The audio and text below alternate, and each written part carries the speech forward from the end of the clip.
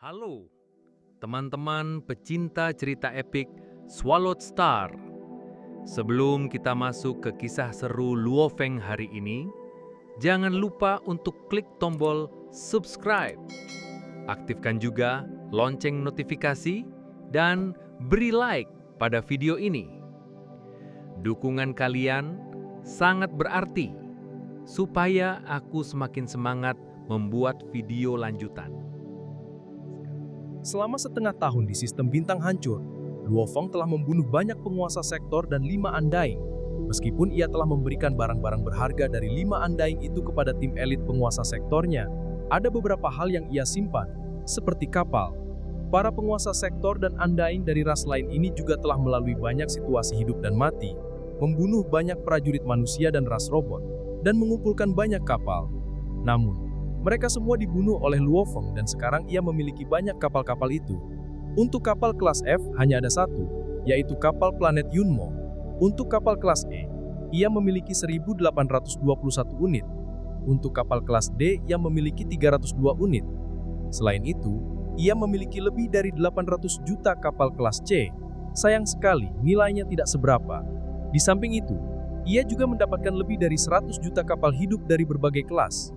Bahkan Kapten Taiwo, meskipun dia sudah Undying, dia masih menggunakan kapal kelas C9 biasa untuk terbang di sistem bintang hancur. Padahal dia juga punya banyak kapal E9. Kapal C9 ini seperti umpan meriam. Jadi siapa yang tahu berapa banyak yang dia punya? Pikir Luofeng. Banyak prajurit menghabiskan ratusan ribu tahun dalam perang wilayah luar. Biasanya mereka memesan kapal kelas C dalam jumlah besar sebagai umpan meriam. Karena harganya murah. Di dalam ruang kendali kapal E9, Luofeng berbaring di sofa sambil menyisap secangkir teh panas. Dengan sistem pemindaian canggih, ini aku bisa dengan tenang minum teh di perang wilayah luar dan tidak perlu khawatir tentang serangan mendadak. Luofeng minum tehnya, sementara layar di lengannya menampilkan informasi seputar area di sekitarnya. Sejauh 1 miliar kilometer di sekitarnya, prajurit ras lain bahkan tidak bisa mendeteksi Luofeng. Sistem bintang hancur tidak memiliki prajurit yang mampu membeli perangkat seharga 10 juta elemen campuran ini, atau yang memiliki jalur untuk melakukannya. Luofeng, ada surat, Babata berteriak. Luofeng mengerutkan kening dan terhubung ke jaringan alam semesta virtual. Sebagian besar prajurit selalu terhubung ke jaringan di perang wilayah luar, karena hal itu memungkinkan mereka untuk mengetahui di mana sekutu mereka berada di sekitar mereka, dan dalam pertempuran, mereka harus membuka siaran yang tersinkron. Hanya dengan cara itu, sistem dapat melihat pertempuran dan mendistribusikan poin kontribusi. Kirimkan informasi ke komputer kuantum di lenganku. Luofeng memerintah. Dengan segera sistem militer memberikan perintah. Prajurit Luofeng, kau telah menyelesaikan kuota poinmu dan meninggalkan tim. Sekarang kau memiliki 2 pilihan. Satu adalah untuk terus bertarung, dan yang lainnya adalah untuk pensiun dan meninggalkan perang wilayah luar. Kata-kata itu segera muncul di layarnya. Lanjutkan pertempuran. Luofeng berkata pelan. Sistem menerima jawabannya dan dengan cepat mengirimkan surat lain. Setelah bebas dari militer, kau memiliki hak untuk menukarkan harta karun dan bahkan uang tunai.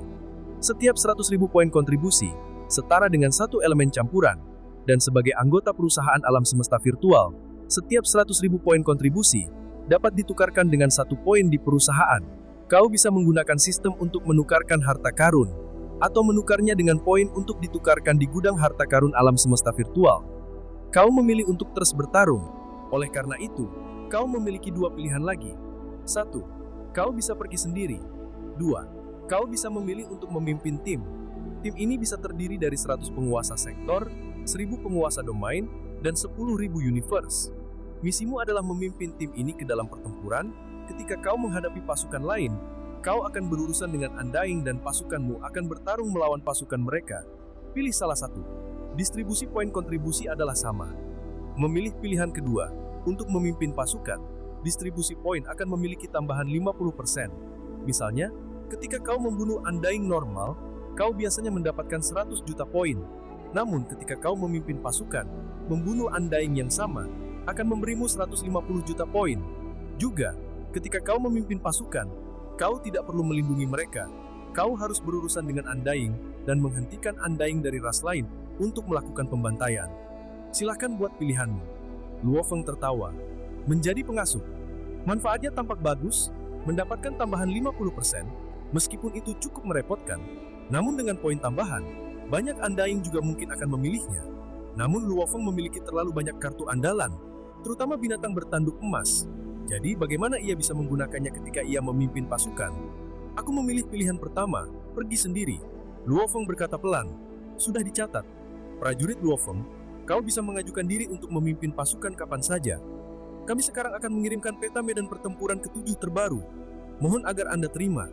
Sistem mengirimkan peta baru melalui alam semesta virtual dan menutup panggilan setelahnya. Peta. Luofeng duduk di sofanya dan menyisap secangkir teh panas, melihat peta di depannya. Sebuah peta virtual 3 dimensi dari area itu muncul. Seluruh medan pertempuran ke-7 tampak sangat kompleks dalam peta dengan area-area khusus yang buram, seperti bintang hancur.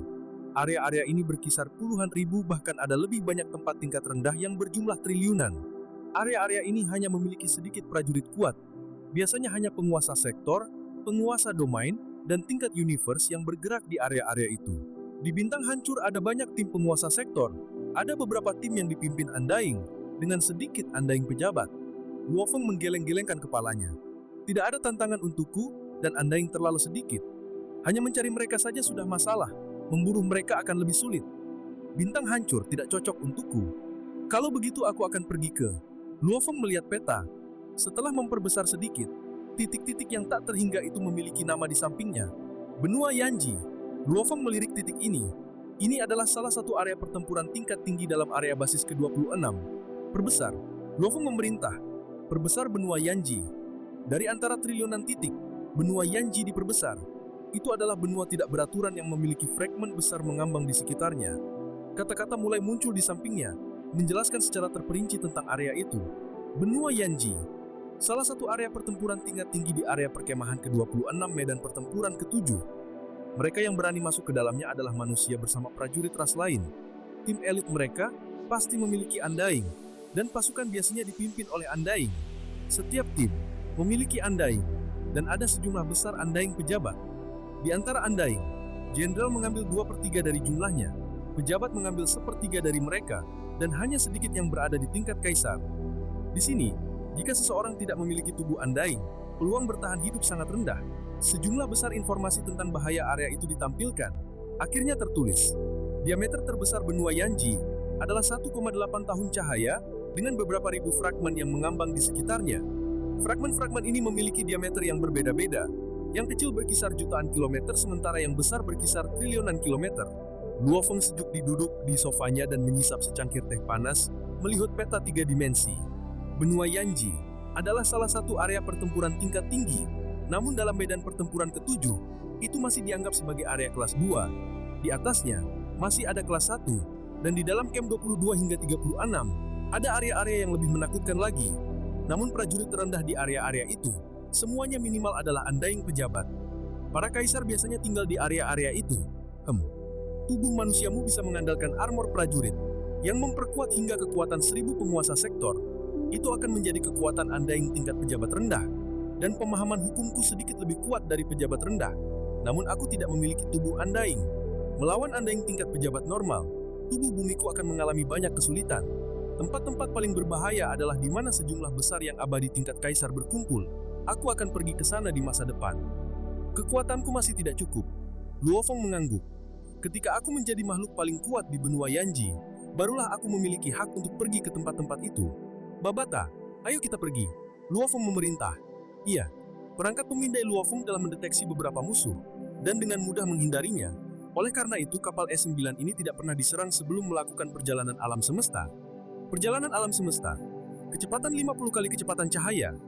Luofeng, kau akan memerlukan waktu sekitar 2 jam untuk mencapai titik perjalanan yang dekat dengan benua Yanji. Setelah kita melakukan perjalanan ke sana, masih akan memerlukan waktu 6 hari lagi untuk mencapai area itu. Namun, kita memiliki perangkat pemindai yang sangat canggih. Kemungkinan diserang sangat rendah. Meskipun demikian, kau tidak boleh lengah. Kau mungkin tidak beruntung dan bertemu dengan prajurit tingkat kaisar di suatu tempat. Prajurit setingkat itu akan memiliki perangkat yang jauh lebih canggih daripadamu. Jika mereka menemukan betapa canggihnya perangkatmu, mereka mungkin akan memilih untuk menyelinap dan menyerangmu. Jika kau menghadapi serangan kaisar, itu akan berbahaya. Oleh karena itu, kau harus selalu waspada. Dimengerti? Luofeng mengangguk. 6 hari kemudian, kapal cakram berwarna hitam yang telah terbang selama beberapa hari di alam semesta, Akhirnya sampai ke tujuannya. Wah, pintu paduan logam ruang kendali otomatis terbuka, dan Luofeng masuk ke dalam ruang kendali memerintahkan. Simulasi 100%. Pemandangan luar segera ditampilkan dengan jelas. Benua Yanji. Luofeng berdiri di ruang kendali dan menatap ke depan. Benua yang luas terdiri di hadapan mereka, dan di sekitarnya ada benua-benua lain yang mengambang. Waktuku di perang wilayah luar, mungkin akan kuhabiskan di sini selama beberapa ribu tahun ke depan. Luofeng merenungkan kenangan Taiwo, Poison, Hammer, wanita iblis. Mereka mungkin masih di bintang hancur. Taiwo, semoga kalian semua selamat dan kembali. Semoga aku juga begitu. Luofeng tersenyum. Swing, kapal es. Terima kasih sudah mendengarkan cerita ini sampai akhir. Aku mau jujur ke kalian. Menerjemahkan novel seperti Swallowed Star ke bahasa yang lebih enak dibaca, itu nggak mudah. Kalian yang pernah baca terjemahan Inggris ke Indonesia di situs-situs pasti paham. Kadang bahasanya aneh, kalimatnya berantakan, sampai bikin bingung sendiri. Makanya, aku coba bikin versi yang lebih baik. Versi yang bahasanya lebih rapi, lebih mudah dimengerti, tapi tetap seru dinikmati. Tapi ya, jujur, itu semua butuh waktu, tenaga, dan semangat yang besar. Jadi kalau kalian suka dengan video ini, aku mohon banget, bantu dengan klik like, subscribe, dan aktifkan lonceng notifikasi. Dukungan kecil dari kalian benar-benar berarti dan bikin aku semangat buat lanjut nerjemahin bab-bab berikutnya. Sampai ketemu di bab selanjutnya.